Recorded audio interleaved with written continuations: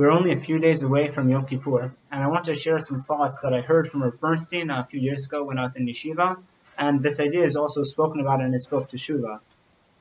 So he speaks about how, on Yom Kippur, everyone is looking for kapara, right, for cleansing of our averas, and it's important to recognize that there are two groups of mitzvahs, or I guess correspondingly averas. There's ben Adam l'makom, right, between man and God, and ben Adam l'chaver, between man and his fellow man. So Yom Kippur comes to cleanse the first category between man and God, because that's up to God whether or not to forgive. When it comes to ben Adam l'chavero, between man and his fellow man, well, here the person you've wronged, of course, is HaKadosh Baruch Hu. We've transgressed his will, but it's also the other person. So we also need to do tshuva and apologize to that person.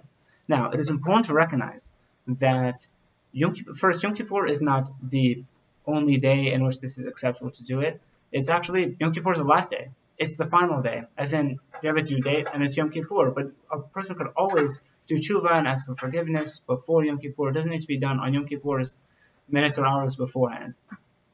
Okay, so is there anything else that's important to recognize about the special apologetic nature of Yom Kippur? And the answer is, of course, yes, there is. Because Yom Kippur is not simply a day of apology, no hard feelings, I'm sorry I stole $100, here's $100 back.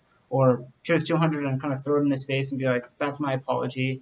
That's not the idea. There's more going on here. Says Rav Bernstein, there's actually a pasuk that says, Lifnei Hashem titaru, right? Before Kadosh Baruch Hu, we must become tahor, we must become pure. And one of the things that means is Lifnei Hashem. Where is that? Where is this Lifnei Hashem? Before Hashem. Where? So it's not actually a place. Rather, says Rav Bernstein, it's a state of being. It's the way we relate to other people. It's the way we relate, particularly to other Jews. And we're supposed to feel connected and have positive feelings towards other Jews. Because the rest of the year, when we ask for forgiveness, right, really what it's about is mechila. It's like, look, I'm sorry. No hard feelings? No hard feelings? Great. We'll walk our separate ways. That's not good enough on Yom Kippur. On Yom Kippur, it's not only simply being like, okay, well, now let's just go back to neutral. So we're meant to bring it into a more positive element. There's supposed to be a positivity there. There's supposed to be some warmth and affection between our fellow Jews. That is what doing tshuva on Yom Kippur is. That's a major theme of Yom Kippur, and we actually see this in this year Mishtaleach. There's to say this year at the goat that's sent away. There's only one goat, and it works for the entire Jewish people. There are no individual goats because the idea is the entire Jewish people are meant to come together here, and there's supposed to be a connection between all Jews on Yom Kippur. That is one of the elements that we see. But there's something else. We also read for Mincha, the Haftarah is Yonah, Sefer Yonah, which is a very interesting, mystifying story. But there are at least two takeaways from Yonah. The first thing is, can't run away from Hashem, which is interesting, because Yonah tries to run away from God, but it doesn't work. Now, Yonah was a prophet. What was he thinking? He's going to run away? He's going to work? How does that work? But the idea is, you can't run away. Fine. That's one. What's the second one? Do tshuva. Okay, so it's important. Those are two obviously important elements for Yom Kippur, but there's something else.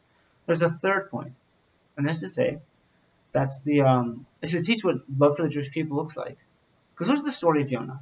Yonah is told by God, go to Nineveh and tell them to do tshuva or else they'll be destroyed.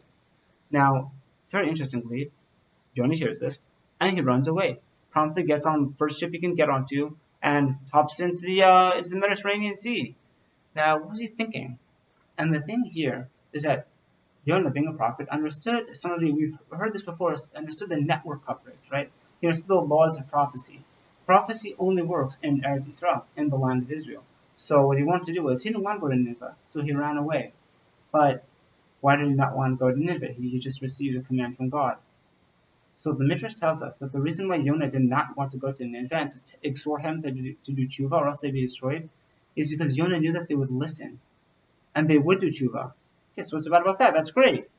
Says the Midrash, no, it's not great, because for generations the Jewish people had been told by multiple prophets, do tshuva, you're doing terribly, there's going to be destruction, it's going to be horrible for you. The Jewish people just ignored them. They're just like, okay, whatever, and they just kept going about their merry way. But so Yonah, knowing this, he looks and he's like, hang on a second. If I go to Nineveh and I tell them to do tshuva, and they do tshuva, what's that going to look like for the Jewish people? It's going to look pretty bad. So as a result, he makes a calculation. He's like, forget it. I don't want to be the one to to make the Jewish people look bad, so I'm going to run away. And even, by the way, when there's a storm blowing past him, right on the sea, the open sea, the sailor's like, what's going on here? Yonah fessed up, and he's like, look, that's me. And they had him throw him into the ocean. And he didn't know that there was a fish that was going to be there to swallow him. He thought he was going to his death. So we see that Yonah was willing to die because he loved the Jewish people so much. And in this way, Yonah is actually compared to other Nevi'im and even to Moshe, because Moshe also was willing to die.